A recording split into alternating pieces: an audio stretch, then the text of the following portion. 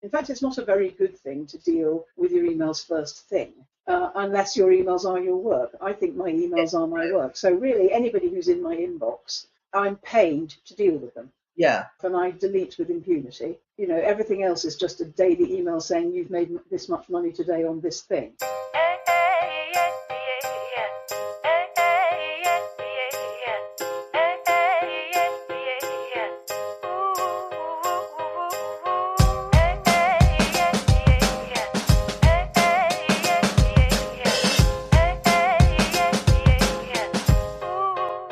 Welcome to Own It, Your Business and Your Life, with Nicola Cairncross and Judith Morgan.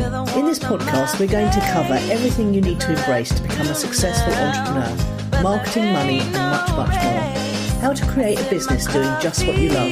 How to own it, your business and your life. This one will be fast, funny, feisty, and very lively. So sit back and enjoy the show. It's a new day. Gotta take it on my way. Take it on my way. So what do you mean, am I podcasting today? Like I could never do it without you. Well, what I meant was, where are you? I see. Yeah, sorry. I'm in the midst of packing for something you'll find out about later in the show. Okay. So there we go. So how's your week been? Well, I'm on holiday. Oh, yes. Although, frankly, on Monday it was so busy you couldn't possibly tell. But I've done 6 days of juicing since I spoke to you last. Well done. I know, that's exciting. That's the good news. And the bad news is that the basement drama is back. Oh, no. My freeholder is trying to sell the opportunity to a third party via an auction house to develop the basement. And he says in his particulars that planning application has been applied for, planning's been applied for, and of course it was rejected, so he wasn't telling the whole truth. So we managed to get it yanked from one auction. It's up in another auction, although they put the notice board on the house next door, not on ours, which was quite funny. But they've put in a second planning application. We think it's only so that they can tick that box on the auction particulars, but anybody, caveat emptor, anybody buying that opportunity without looking on the local council website to see that it's most unlikely that he'll get planning permission. Anyway, didn't stop somebody ringing at my doorbell yesterday asking if they could come in and have a look. And I said, have you looked at the council's website? No. Well, now I recommend you go off and do that because planning application isn't going to happen around here. Anyway, so that little drama is back and in my in tray. No, it's something you don't really need to be thinking about this time of year, isn't it, really? No, but I've got to rally my neighbours into making objections by the 22nd of December. Oh. God, trying to get anyone to do anything is like really hard work. Trying to get them to put their bins out, you struggle. Yes, yes, I do. Yes. Oh. So I wish there was somewhere in Shoreham I could just walk and get a freshly juiced juice. I wonder if there is anywhere. Well, I got it delivered from that was my black market purchase. I got 6 days delivered from Jason Vale. It's frozen. You put it in the freezer, and the night before you get out the fall for the next day. Oh, is it nice? Well, it's no different than, yes, it's absolutely fine. It's fit for purpose. I lost half a stone, put it like that. Oh, well, I really want to try that then. So you just go on the Jason Vale website, I assume? Yeah, you go on the Jason Vale website, the Juice Master, but then you click a button which takes you to another website which is called juicemasterdelivered.com. Yeah. And it's frozen. I warn you now, it's not cheap. If you're interested, I'll send you a link later to another one that I've sourced which is cheaper. Oh, okay, but just as good.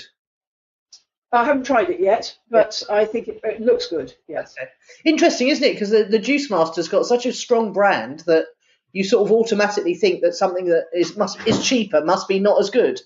Well, I think he's a very good story for my clients actually, because he has been in the field of juicing for at least a decade, maybe 12 years. Yeah. And he didn't really make much a dent on the world for the majority of that. It's only the last couple of years that juicing's really taken off. And so he's like us and all creators, which is he was there first. He flogged a dead horse for a decade, and then finally the world caught on. And I think that's the way that it goes so often. I think wasn't it when Jordan lost a lot of weight after a third base. Is Jordan the same person as Casey Price? Yes, it is. Yes. Yes, I think. Well, celebrity endorsements have been very good for him, obviously. Yeah, absolutely right. Cool. Well, that's really interesting. So, so you started off your holiday week with with a busy day, and you've been gradually working on winding down since. No, I started off with some quiet days. I started off on the 1st of December, and then Monday this week, which would have been the 7th, I was like, holy shit, I looked at my diary and I thought, God, this is busier than a normal day. Oh dear. But there we go. Well, what about your week? Tell me about your week. I got three new clients in last week, one of whom was a top UK copywriter, so I'm really thrilled about that. And interestingly, we were in a mastermind together about two or 3 years ago. We worked it out, it must have been at least 2 years ago, and we only actually saw each other twice. And I was very, I was sort of the new girl in the mastermind, and he was one of the more senior people in terms of been around for a long time and been very successful and everything. So I didn't really talk to him much, but we obviously made a favourable impression because we're getting on like a house on fire now, and I'm very thrilled to be working with him. And as you know, Judith, because I couldn't restrain myself from sending you a screenshot, I've had an extremely exciting email from one of my heroes asking me if I can help him with Facebook ads on not just one but 3 projects. Yay. So that's really exciting. So we're discussing that in Slack. Now, we tried to do a phone call, but the times he sent me were rather brutal. They were 5 a.m. or from midnight at night, and I'm not at my best either of those times. So because he's on the west coast of America, is he? I don't know where he is, but he's in the Mermaid Coast, which I think is near the Gold Coast. But yeah, it's a brutal time. So basically, we're conversing by Slack, and I'm pretty sure we can do it remotely without necessarily needing to talk in person. So. And I've worked with people on the west coast. If they call you at 8 o'clock in the morning their time, it's 4 o'clock in the afternoon our time. That's about the best time. Yeah. I know he's got kids, so he possibly blanks out some of his schedule for after school time. So obviously I want to respect that. So that's so exciting, and it left me the other thing that happened this week is I don't know what it was. I was listening to someone and they were saying about getting a year planner. And I know you're totally digital. And I succumbed in the moment where I had to buy some printer ink and paper. So I thought I'll do that online. Judith will be proud of me. And I succumbed to the lure of the Sasco year planner. And I unrolled it and put it on my whiteboard, which is completely empty at the moment. And I put up my next few trips, i.e., the Internet Marketers Cruise and then the road trip across America. And then possibly going to Australia in March. And then there's a mastermind in May in Vegas. And then I thought, well, I don't actually have anything else to put on. Well, I tell you, Nicola, I succumbed to the wall planner this time last year, and I'm looking at it on my wall now. It's completely virgin. You haven't touched it? No, it's pretty, but I haven't used it, no. Oh, my God. So I think I just needed to get it out of my system, because I find it quite difficult to do a year at a glance on Google Calendar because my eyesight's so bad. But I'm left feeling a little bit weird, Judith, and we will explain this a bit more in project updates, but I'm feeling a little bit at a loose end because I've only got 2 things to do. One is clicks and leads, and one is... Well, I'm pleased, as you know, because we won't spoil it for everyone. We'll wait till we get to that section, but there's an opportunity for us there. Oh, okay. So your highlights of your week have been about new clients, famous copywriters and famous international heroes. Yes, absolutely. Yes. Yeah.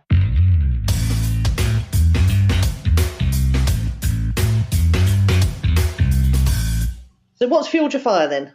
Well, I got back to blogging, which is rather exciting. And on day 9, I mean, I've been easing myself in gently. I haven't written anything that's, that anybody needs to get overexcited about yet. But day 9, Wednesday, today is halfway through blog week, which is one of my clients is running and she's got 40 people all having a go at blogging. And today I feel ready that I could write 3. Ooh. After this, I'm going to write the show notes, 3 blog posts and newsletters. So I'm going to have a writing day. And it's interesting that day 9 was the first day I thought, oh, I feel really in flow with this now. And it doesn't really matter what you start, whether it's juicing or a business or blogging or anything. It takes a while to get traction, doesn't it? And here I am on day 9 thinking, oh, I could write 3 today. 3? So you've got the ideas all lined up? Oh, ideas are never a problem for me. I keep a list of them all the time. I've got more ideas than I can write in 3, definitely. And I thought of another one this morning. So, the idea, I mean, I love it. It's just that I'm not in flow with it. You remember last year when I did it every day? Once you get in flow with it, once you get in flow with anything, whether it's juicing or whatever you're doing, the first 5 days are tricky, and then after a while you get on a roll. I remember when I did it for 365 days, it was the 28th of January, which was the first day where I thought I'd been visited by the blogging muse. Oh, yeah. Most of what we do is, commitment to results, isn't it? Yes. I know what you mean, because definitely when you're starting something, it feels more sticky and difficult. It does. It does, yes. And planning things out beforehand definitely makes it easier. So if you've got ideas planned out in advance, that sitting down. Well, I haven't got them planned. I've just got them. I don't plan in advance when it comes to blogging. I just open up the back end and write away, and as I do with my newsletter, really. But one idea that you're going to expound is useful, I think. Yeah, absolutely. Yeah. Don't turn everybody on blog read with me, because Sam's gives them all structure, which some of them like very much. Indeed. Yeah. Tell me what's fueled your fire. Inbox zero, which is something I've aspired to for a very long time, but I've resisted being super organised with my inbox, my email inbox, because I use it like a to-do list. But I was getting overwhelmed with it last week, and I just thought, this is crazy. So I went on a bit of a binge of tidying up my folders, sorting them out, getting rid of the ones that I don't use anymore, putting all the old clients into an old clients folder, and setting up labels for people like yourself and my sisters and Steve and the kids and all the current clients, and then arranging in such a way that when I open my email, I can see if one of them's gone bold, which means there's a new email in it. Yeah. That's what I was terrified of. I was terrified of missing an email from someone important, i.e. someone I care about. and so what I've done now is I've organised it all so that I can see when there's a brand new, and I've just got to train myself to look down the list now rather than looking in the inbox. But it's quite easy. Yeah. When your inbox is empty, the first thing you then do is go and look down your list to see if any new emails have come in from anyone you care about. So it's working well. And I can't tell you, the feeling of overwhelm that I was experiencing on never seeing the bottom of my inbox is quite astonishing. I feel so much like you, I use my inbox as my to-do list.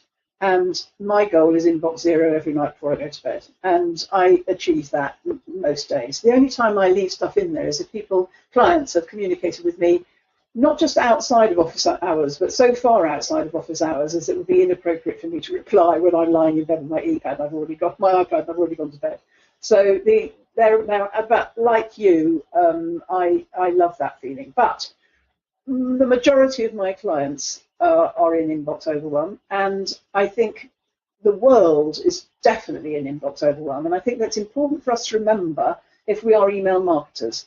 So, for instance, Sam was saying to me about Blog Club this week that they had to double opt-in via MailChimp. I said, look, most people don't even know what double opt-in is. People, half of them have missed the second email because, of course, it's going into that cluttered inbox. Yeah.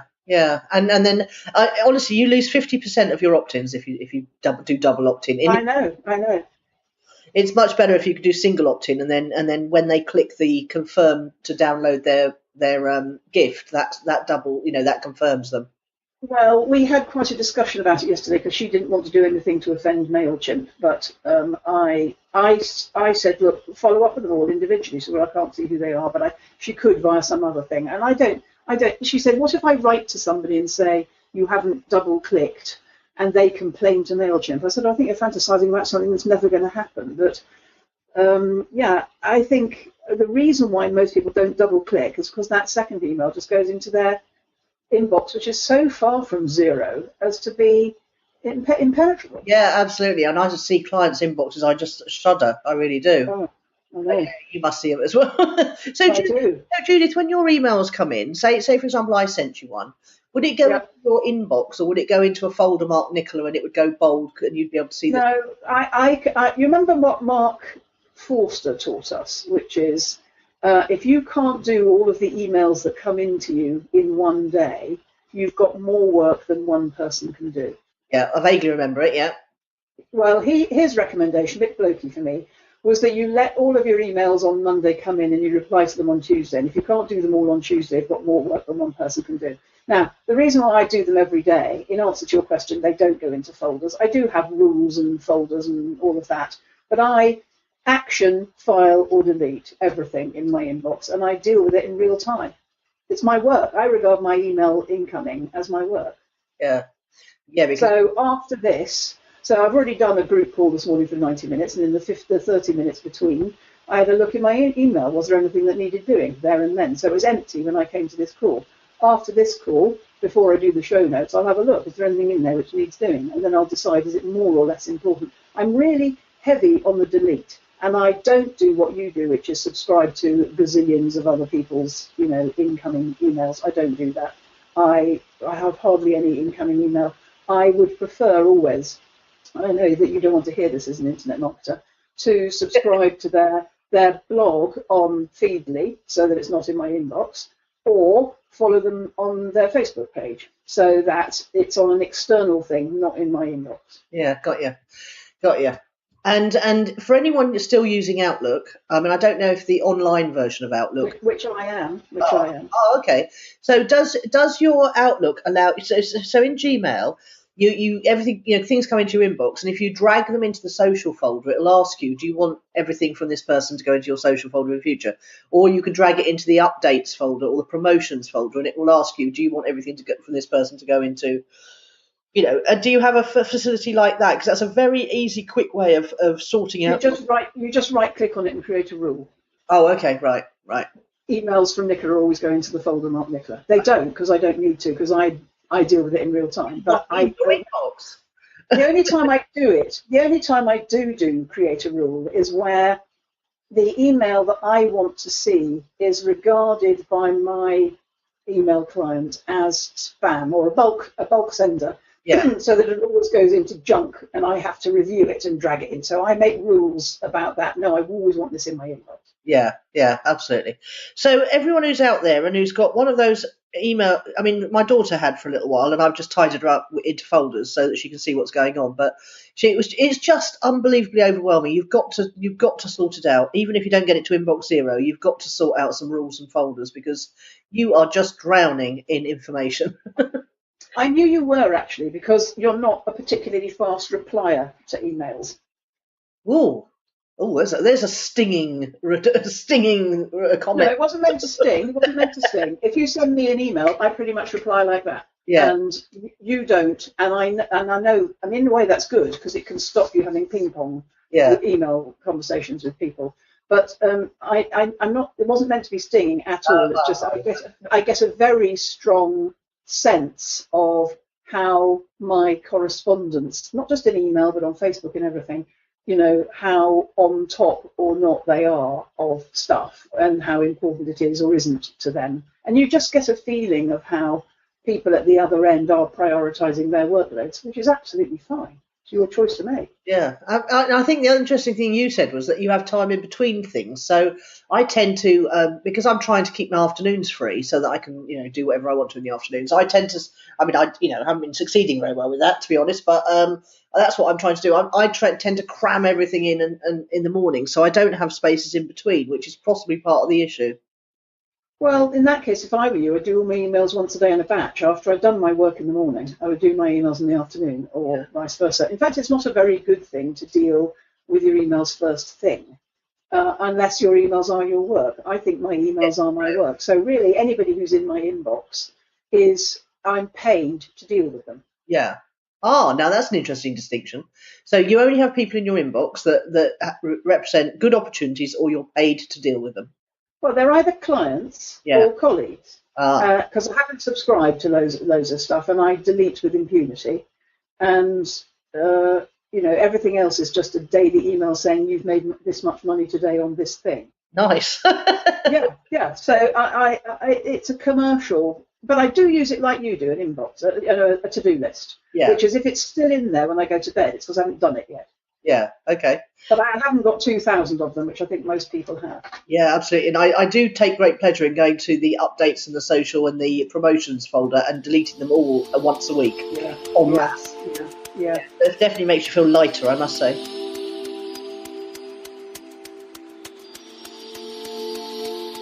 A word from our sponsors. This podcast is sponsored by clicksandleads.com. Clicksandleads.com believe in affordable traffic and leads for everyone. They'll set up your Facebook ad campaign, page likes, leads or remarketing, then they'll manage it for you. They'll even split test your ads and audiences to find the best performing ones. Game-changing marketing from clicksandleads.com.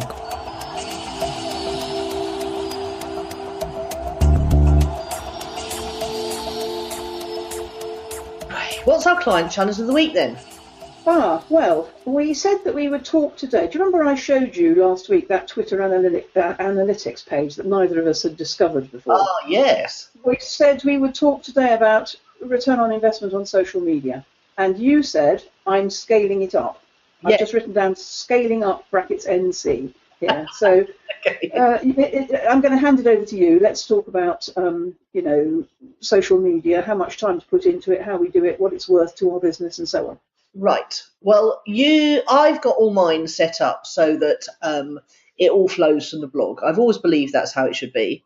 But then in between the stuff that flows from the blog, automatically largely via Deliver It and via Meet Edgar, which took us a while to get right, the balance on that, but I think we're getting there now. And but I do also use Facebook and Twitter as me, the person, as well. So, I do share stuff and comment on stuff and everything, particularly on Twitter. I'm definitely gearing up on that more now. And obviously my Facebook page is largely for business, and my Facebook personal profile, is where I interact with people I know. So that's, that all happens quite naturally and organically. But the page, let's go and have a look at it. And obviously people listening can't see, but we'll tell you where to go and find it. So go to twitter.com, and then you should automatically sign into your profile if you're not signed in. And then where did you say it was, Judith? On the picture of you? Yeah, I clicked on my picture, and I'm just going to do it with you now. I'm clicking on my picture, and I think it was in... It's called analytics. It is called analytics, isn't it? Yeah. It is. And it's got lots of really interesting things. So... I can't get mine to open up, can you? Right. Yeah, I can, yeah. It opens, it defaults to the 28-day summary with the change over the previous period, so over the previous 28 days. And it's quite interesting to see. So my tweets are down by 7.9%, but I've still made 163. I've had tweet impressions of 30,000, which is up 32%. I've had profile, now this is really interesting, profile visits 643 in the last 28-day summary. Now that is astonishing to me. And that means that when people go to your profile, they've got to see what you're about at a glance. That's really important to get your little little description on your profile sorted, and to get your picture up with perhaps a strap line or a bit of a graphic that says who you are and what you do. So when you go to my profile, Nicola Cairncross, you'll see a big fat picture that represents my website, and then the logo Clicks and Leads. And then you've got mentions. I've had 64 mentions this 28-day period. It's up 1.6%. And I've got followers, 4,000, which are up 38. Tweets linking to you is down slightly, 41% down, so 39 this month. So these are the top level statistics you could track to see how your Twitter activity is going. Don't be sucked into the thing where you follow lots of people and then, those auto follow and auto unfollow things. I genuinely have chosen to follow all the people I follow, and I weed them out regularly and add a few occasionally. But I've got more followers than I do follow people, and that's the way it should be. The ratio is still about a third, at least, less than a third of the number that follow you should be following. So what would you like to say about yours, Judith? Well, I'm having a look at mine now. My first 3 ones are better than yours, and my last 3 ones are worse than yours. So my tweets are 145, up 5%. My tweet impressions are 59,000, up 370%. My profile visits are 2,320, up 959%. That's mad. What have you done? I'm not sure. Mentions 34. I know what was contributory to my November being big was doing the podcast with Tom Evans. Oh yes, yeah. And yesterday I can see that my top mention was a blog post I wrote on Monday in this blog week I'm doing with Sam, and there were 6 engagements on that. Interestingly, top tweet currently is a very old blog post I wrote about a man I'd done one call with, I think. Anyway, whatever. You just find a lot of useful information on here that both of us were surprised by, I think it's fair to say. Yeah, absolutely. I mean, I resurrected an old blog post called Top 20 Business Books of All Time and upgraded it to the top 30 business books of all time. And one of them was Love is the Killer App by Tim Sanders. So it suddenly occurred to me that I needed to tweet about updating the book list, and it might be quite nice to, tweet someone who's included on it. And Tim Sanders, bless him, who's the author of Love is the Killer App, duly retweeted, and it earned 1,000 impressions and 6 engagements. So I could think that was worth doing. I know. And you see, what's good about this page that we're looking at here is we can see it month by month, but we can see things like that where you can develop a deliberate strategy. So, for instance, I was surprised to discover that my top follower is followed by 471,000 people. And so it points me in the direction of people I should be seeking to engage with on Twitter. Yeah, and my top follower is Eric Graham, who has got 163,000 people following him. I know. I need to interact with good old Eric a bit more, I reckon. He looks nice too, and he's been in Forbes and Inc. magazine and CNN. So we're fellow CNN alumni, so... My chap seems to be a musician, or at least he's strumming. He's a troubadour and singer-songwriter. Oh, nice. Well, it's so typical. Well, you probably even know who he is. His name is Nate Maingard. No, I don't know. No. But guess what? This is interesting. Guess what his website address is? Go on. Patreon.com/Nate Maingard. No. Oh, okay. Yes. So hang on. So he's got a Patreon page. Yeah. So he must have come across us through our activities on Patreon then. Oh, I don't think so. This was before we discovered Patreon. This was this is November, I think, but interesting. Yeah, absolutely. Yeah. So that's a really good way to get some insights about what's working for you and not on Twitter.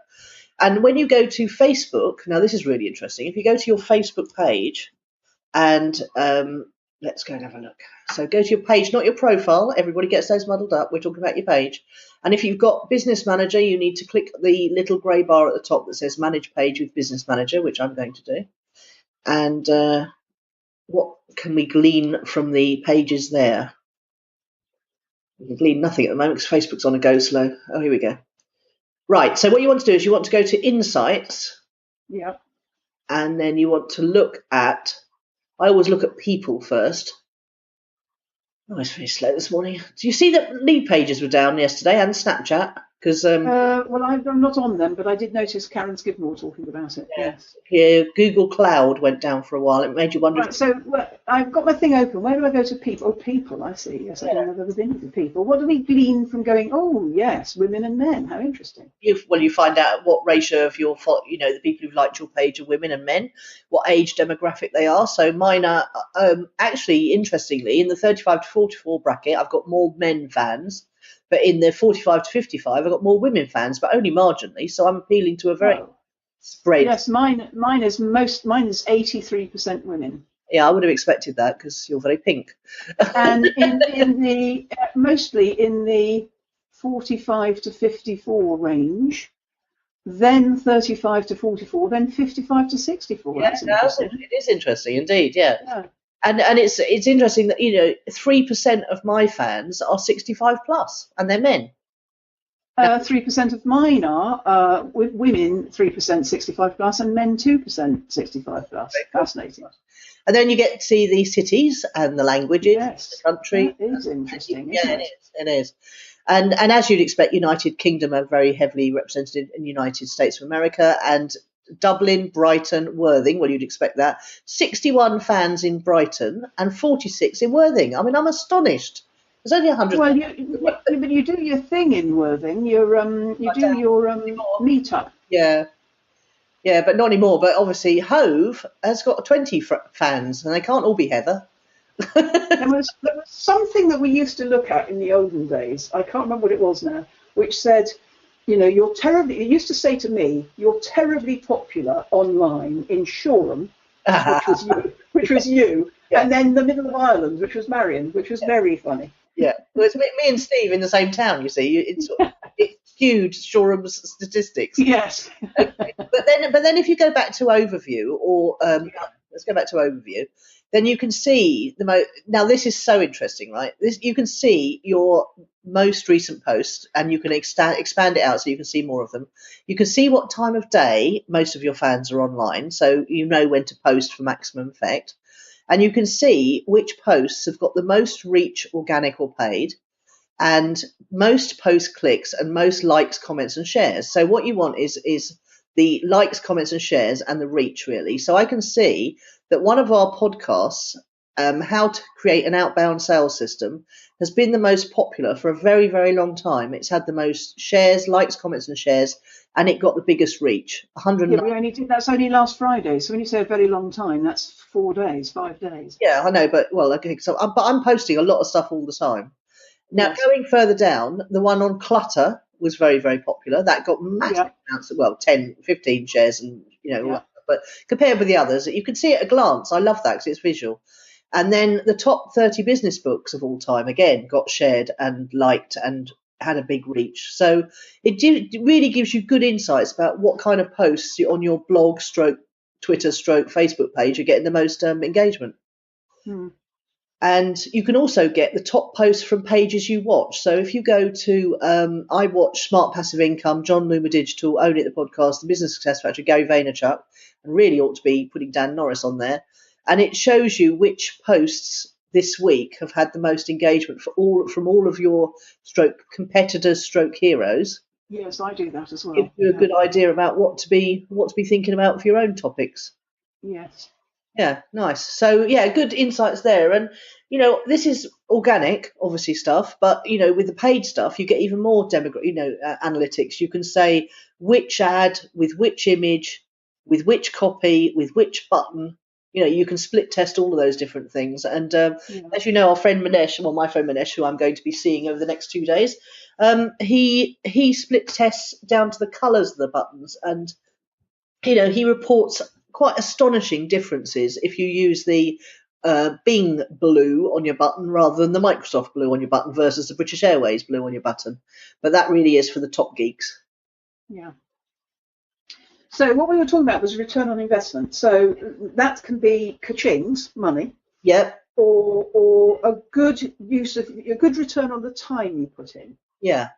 And the way, there's some simple ways to track return on investment. Even if you're not doing, even if you haven't got like a shopping cart and you're using PayPal, for example, what you can do is you can set up landing pages. So you'd have clicksandleads.com/Twitter, clicksandleads.com/Facebook, clicksandleads/Instagram, and you would send all the traffic from that place to that landing page. And it could just be a duplication of your front page of your website, and then they move off to other things. Or you can use Google Analytics, of course, because if you go into Google Analytics and look down the left and look for acquisition, which means acquisition of visitors, and then look in channels, and then look in social, you'll be able to see how many of your weekly visitors come from each channel. And that's, measuring, you say what you measure increases, and if you take some simple statistics, don't get too bogged down in this, because I used to do massive spreadsheets every week, and I did get a bit bogged down in it. But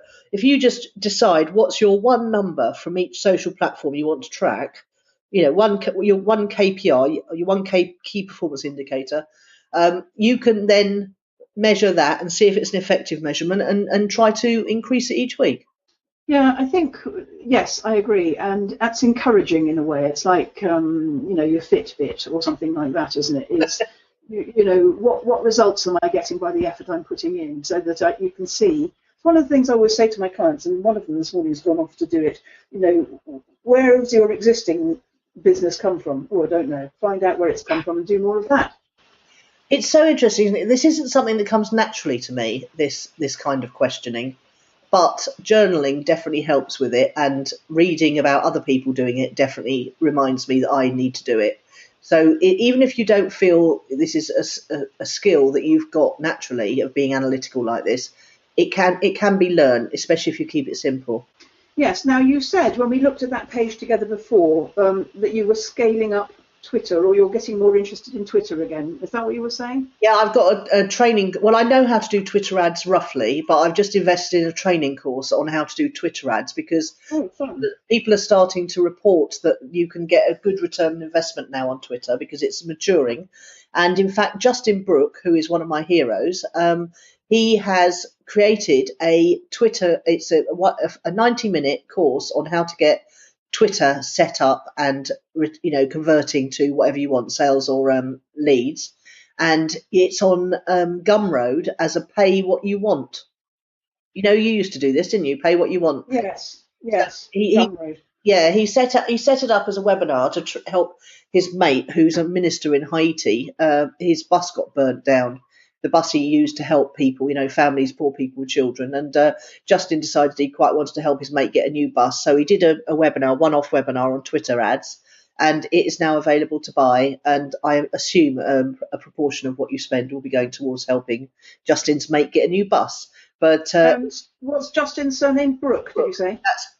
Justin, Brooke, and if you just search for Justin Brooke Twitter on Gumroad, you'll find it. And it's. I was going to do that search for the listeners and put it in the show notes. Yeah. I just highly recommend Justin's stuff. He's no fluff, no filler, right down the line. And if you want to hear a great interview from him, it's on the Business Success Factory. Just go there and just put in his name, and he's a really solid bloke. What's his expertise, Nicola? Is it Twitter particularly? Yeah, it's paid traffic. Yeah, he was Rich Sheffrin's traffic driver for a long time, and he's the person I first learnt Facebook ads off. So if he says that Twitter ads are starting to get an ROI, then you can trust that. Okay, good. Yeah. Anything else you want to say about social media? No, just that I love it. I do too, actually. Yes. I mean, I think that's really important, because if you don't love it, don't do it. Yeah, absolutely. If you don't love it, don't do it. But do you remember the days before social media, Judith, where barely? It's like remember the days before mobile phones, isn't it? I mean, we used to connect on forums, and all you had was your blog, and it was like whistling into a wilderness, and you didn't really know if anyone was listening or reading or paying attention at all. Whereas now we've got all these lovely analytics that tell us whether we're getting any attention or not, which is brilliant for the star creators amongst us. Yes. It's so funny. The first time we looked at that Twitter analytics page, we were like, "Oh, I've got I think yours." Well, I mean, who knew was really what we were saying. We didn't know that page existed, and we didn't know the highlights of the returns on the activities we've been putting out there. And actually, once you know that, you think, oh, well, I might as well make a concerted effort to do more of that then, since it's working so well. I've just clicked even deeper in onto my top mention this month so far, which is the Tim Sander ones, and you can actually see how many likes and profile clicks and retweets and follows you got. Oh, that's brilliant, it really does. I mean, don't get too bogged down on this, people, but it is. But actually, funnily enough, I mean, I know you're a Facebook expert, and now you're going into the Twitter ads expertise area. But the interface that you're looking at there, where it shows you stuff on Twitter, is actually much more pictorial and attractive than it is on Facebook. Yes, it is. Yeah, it's much more graph orientated on Facebook. Yeah.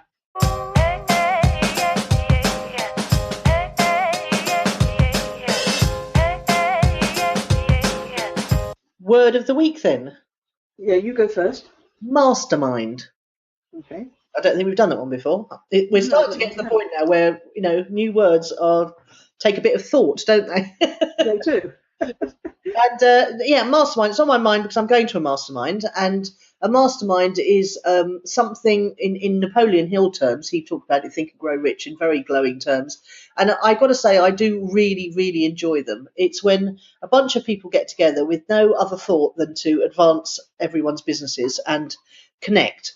And connect is so important. A lot of these people, the really successful internet marketers and personal development people, spend their whole lives flying around the world and going to mastermind after mastermind. And it's a way of networking while actually doing something interesting and moving your business forward. And I really, really enjoy them. So I've been invited to one in London with some friends of ours, and it's the two guys who run the Law of Attraction page on Facebook, which you'll notice got millions and millions of likes. and they're really nice guys. I met them briefly on the plane going to Vegas last year, and they're hosting a mastermind. So it's in Docklands. God knows if we'll ever find our way there, but I'm taking my sat nav just in case. And it's a 2-night dinner and then 1-day masterminding, and I'm looking forward to it very much. Good. Where are you staying? Do you know? The Ramada, Docklands. Yeah. Okay. Is that where the gig is? Yes, it is. Yes, so it's nice, all nice and easy. And then they're taking us out to dinner at a Lebanese restaurant. I love Lebanese, so I'm looking forward to it. I do remember you telling me about them, that they weren't particularly into the law of attraction when they started it, and that they are now, and also that they didn't hit critical mass until they had 17,000 likes. That's absolutely correct. And then it started to take on a life of its own, apparently. Yes, well, that's interesting, isn't it? Just that critical mass point that we're all aiming for. Now, when you think, let's just backtrack into pay-per-click for a minute, because if you think that if you know that 17,000 likes is the critical mass, a bit like Chris Barrow used to say, when you've got 600 people who know who you are and what you can do for them, then if you know that you could get likes for, say, 10p, you can work out that it's going to cost you 1,700 quid to get... Oh, sorry, 17,000 times 10p, 0.1 times 17,000. I think it's 1,700 quid, yes. So that was good for me, maths on the fly. Yes, it was good. And I should have been able to do it without, so just move the decimal point. So there you go. So you know that for 1,700 quid, if you're willing to invest that in your business, as long as they are targeted likes of the right kind of people who genuinely have seen your ad and clicked to like your page, and not in countries like, India and Africa and China, then you know that you can get critical mass on your page very quickly. Mm. Interesting thought. So what's your word of the week then? Opinion. Something we always have. Yours is yours, mine is mine. It's simply that, it's not a fact. Very true. And very hard to remember when you're being given advice. I had an incident of it this week. I'm not going to say any more. And I always like to say, when you get unsolicited feedback, I always like to say thank you for your opinion. Oh, very good. And does that catch someone, by surprise? Does it stop them in their tracks? I think we all think that our opinions are facts. Yes. But they're not, are they? No. And I love things that cause me to look at the universe a different way. Yeah. Like my Black Friday experience last week. Anything that makes me go, oh, look at that. I thought that, but it's not true. It was an opinion, and I now have a different one. It was a view that I decided to take up, and now I may choose another. It sounds like you've had an experience that is quite intriguing, that I'm dying to know more about now. Yes, I'm not going to talk about it on the podcast. Okay, afterwards then. But yes. Good. So opinions. Any other thoughts about that? I do. No. I do have to be ever so careful, because I am very prone to being swayed by my mentor's opinions, and I do have to remind myself. I had a call with someone last week who may or may not become my coach in the new year. I was pretty certain they would, and then they had. They said they gave me a bit of advice, which on the surface sounded quite sensible, but then when I actually sat with it for a little while, my whole gut was shouting, "No, not yet." Yeah. So that was interesting, because it was his very strong opinion, and he's very successful. So one would think it's also quite important for me as a coach to remind clients constantly, this is just my opinion, and I won't be offended whether you take any notice of it at all or action it or not. It's just part of information inwards that helps you make up your own mind about something. Yeah. And as you'll hear in a minute, I'm undecided about something, and I'm getting lots of different opinions from everyone. That's the postie, and I'll be back in a minute. Okay. I'm not joking, Judith. I'm drowning under Phoebe's deliveries. There's about 7 or 8 a day. Just have a bite in a box in the. Is she doing her Christmas shopping or what? Yes, online, and getting it all delivered to my house. Yeah, fair enough. It's not really fair enough. Sorry, what were you saying? You were tempting us with, as you'll hear in a minute, something to do with opinions and Yeah, I get lots of different people's opinions, but I haven't made a decision one way or another yet, and I'm becoming okay with sitting with it until gathering opinions while I see what mine is.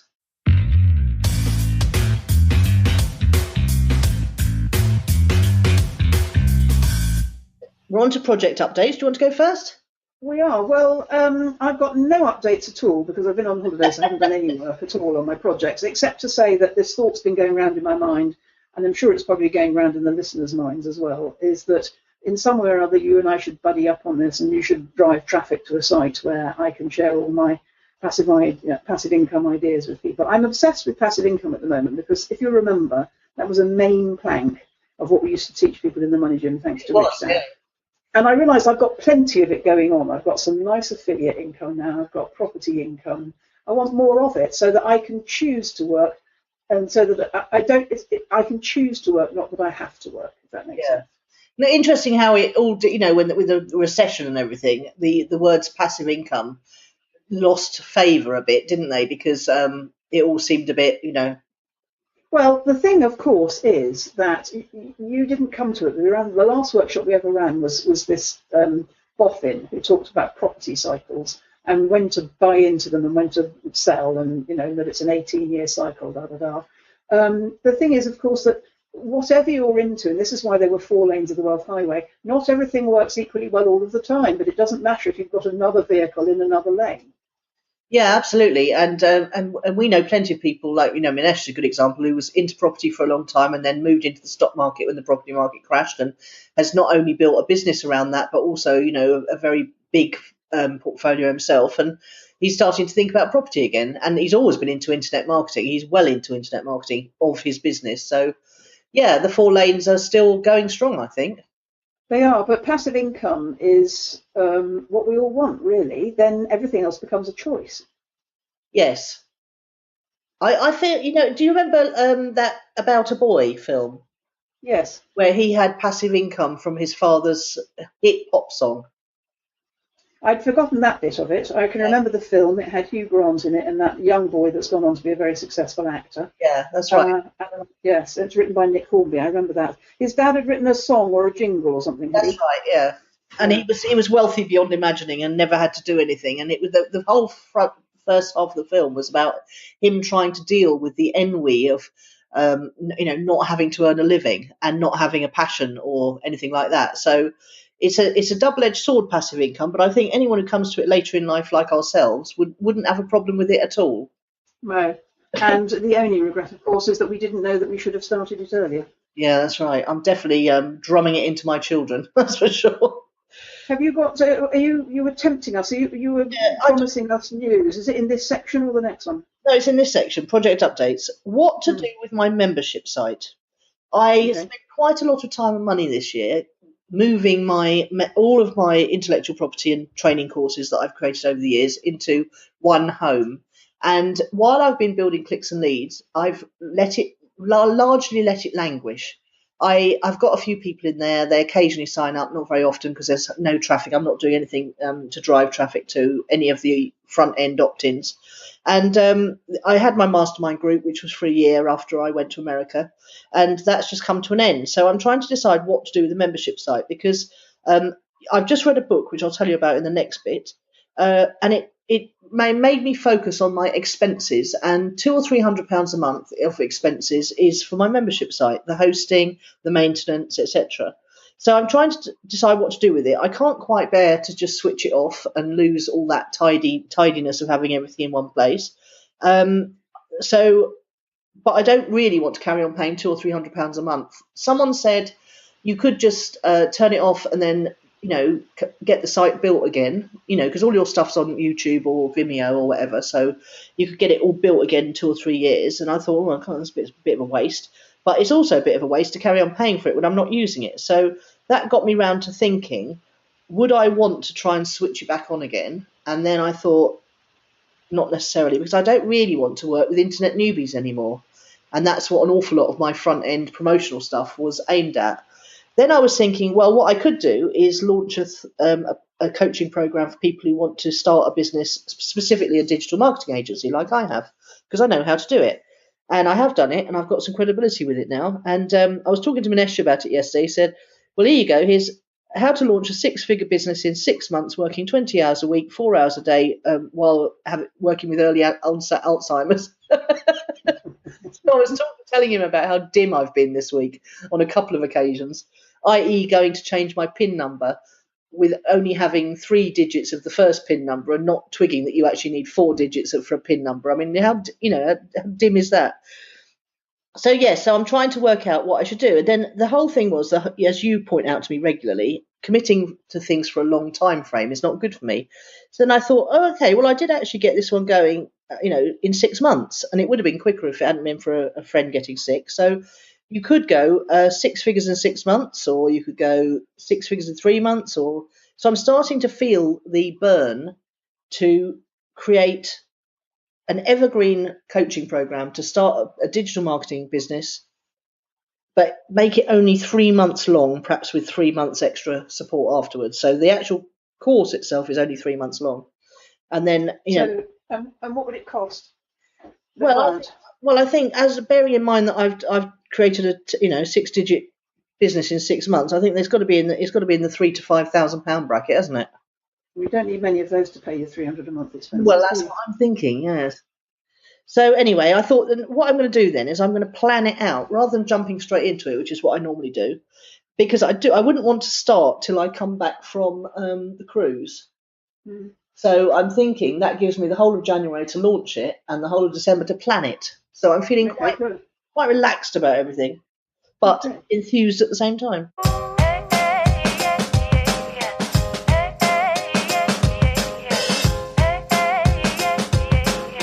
So who or what's impressed this week then? Well, you can go first because you're hinting at a book. Oh, okay, yes. I've read a book called Profit First by Michalowicz. I will Skype you the details. Okay. I can find it with Profit First and Mike, don't worry. Yeah, the subtitle is A Simple System to Transform Any Business from a Cash-Eating Monster to a Money-Making Machine. And it's aimed at people who've got businesses already and who think they're making money but feel they're working too hard and don't feel like they ever got enough to pay themselves or ever got enough to have any profits.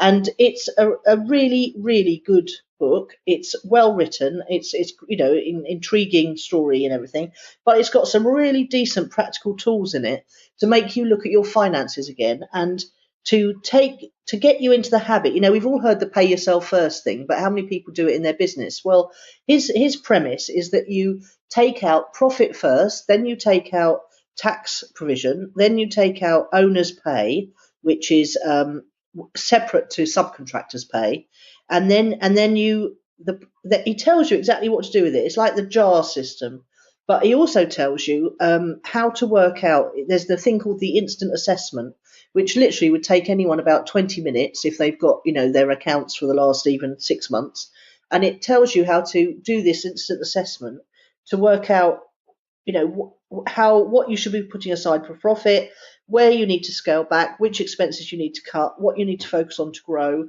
And I just loved it. I love a nice practical tool that you could download from a website and sit and do. And this Profit First book was really quite impressive from that point of view. It went straight into my top 10 if you're going to start a business books, along with E-Myth and Traction.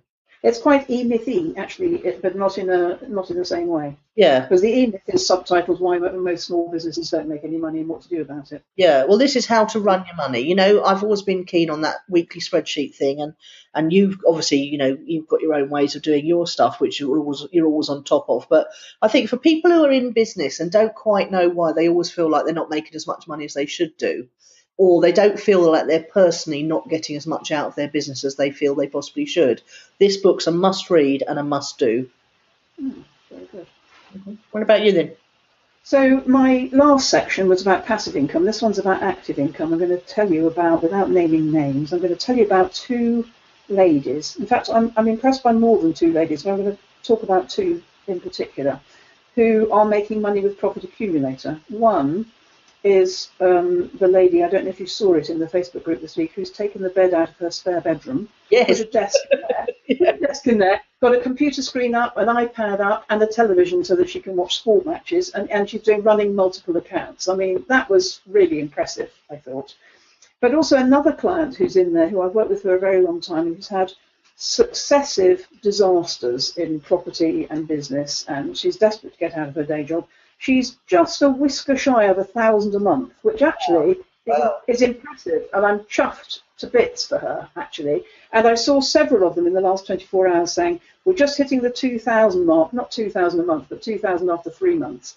You know, there's some really active work going on in there. And what I really like about that is for the people in there who either want to get out of the day job or who don't want to have to work outside of the home in a part-time job, they're starting to make some serious, you know, sums of money that make you sit up and take notice. And so that's Jackie and Christine. It's jolly good fun as well, isn't it? I mean, I did, you know, and I'm definitely going to go back to it. I've kept my subscription going. Well, I think you and I are doing it in the fun level, which is $500 a month from a paid hobby. These people want out of their day job and they're clearing out their spare bedrooms to make it their business that they run from home.